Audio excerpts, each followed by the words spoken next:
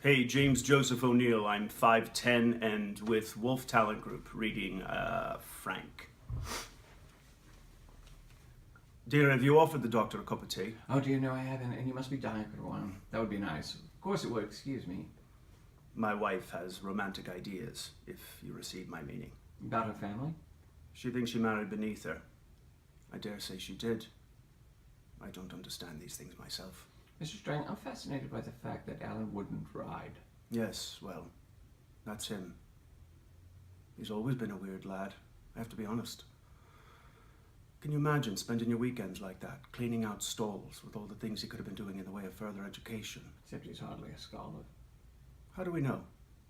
He never really tried. His mother indulged him.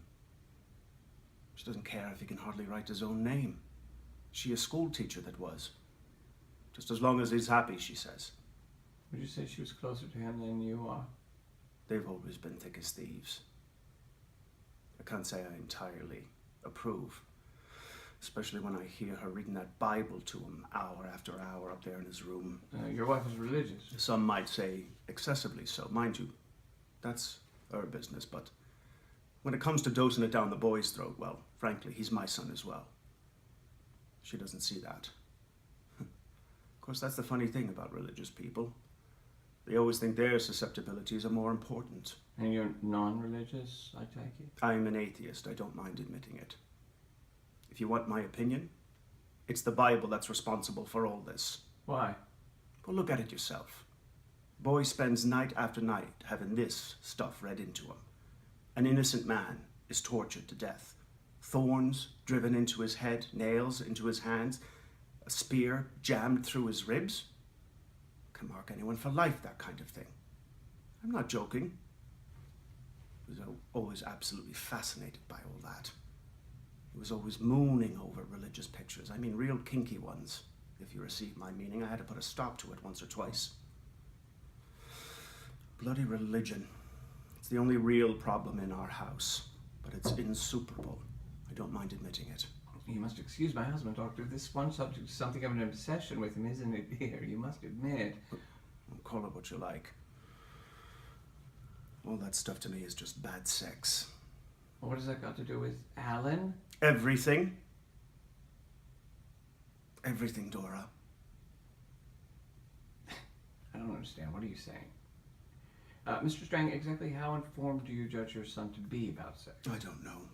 You didn't actually instruct him yourself? Well, not in so many words, no.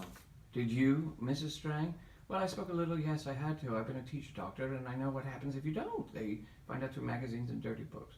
What sort of thing did you tell him? I'm sorry if this is embarrassing. I told him the biological facts. But I told him that what I believe, that sex is not just a biological matter, it's spiritual as well. That if God willed, he would fall in love one day. That his task was to prepare himself for the most important happening of his life. And after that, if he was lucky, he might come to know a higher love still. I simply don't understand, Alan. Oh, there now. There now, Dora, come on. All right, laugh. Laugh as usual. Nobody's laughing, Dora. No one's laughing, are they, Doctor?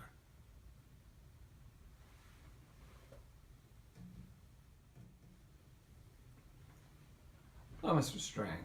I was just passing. I hope it's not too late. Oh, of course not. I'm delighted to see you. My wife doesn't know I'm here. I'd be grateful to you if you didn't enlighten her, if you receive my meaning. Everything that happens in this room is confidential, Mr. Strang. I hope so. I hope so. Do you have something to tell me? As a matter of fact, I have, yes. Your wife told me about the photograph. I know. It's not that. It's about that, but it's worse. I wanted to tell you the other night, but I couldn't in front of Dora. Maybe I should have. Might show her where all that stuff leads to. She drills into the boy behind my back. What kind of thing is it? It's something I witnessed. Where? At home about 18 months ago. Go on. It was late. I'd gone upstairs to fetch something. The boy had been in bed hours, or so I thought. Go on. As I came along the passage, I saw the door to his bedroom ajar. I don't think he knew it was. From inside, I heard the sound of this chanting. Chanting. Like the Bible. One of those lists his mother's always reading to him. What kind of list? Those begats. So and so begat, genealogy. Can you remember what Alan's list sounded like? Well, the sort of thing. I stood there absolutely astonished. The first word I heard was Prince. prince, begat prince, that sort of nonsense. And Prince began Francus, and Francus began Blancus. I looked through the door and he was standing in the moonlight in his pajamas, right in front of that big photograph. The horse with the huge eyes? Right. Francus began Spancus, Spancus began Spancus the Great, who lived 60 years. It was all like that. I can't remember the exact names, of course. Then suddenly he knelt down. In front of the photograph? Yes, right there at the foot of his bed. And Equus began Equus, and Equus began Fleckus, the king of spit, and Fleckus spoke out of his jinkle jankle. I'm sure that was the word he used. I've never forgotten it. Chinkle chankle. And he said, Behold, I give you Equus, my only begotten son. Equus. Yes, no doubt to that. He repeated the word several times. Equus, my only begotten son. Equus. Eck. And then Yes? What? he took a piece of string out of his pocket, made it into a noose and put it in his mouth. And then with the other hand he picked up a coat hanger, a wooden coat hanger, and Began to beat himself. you see why I couldn't tell his mother? Religion.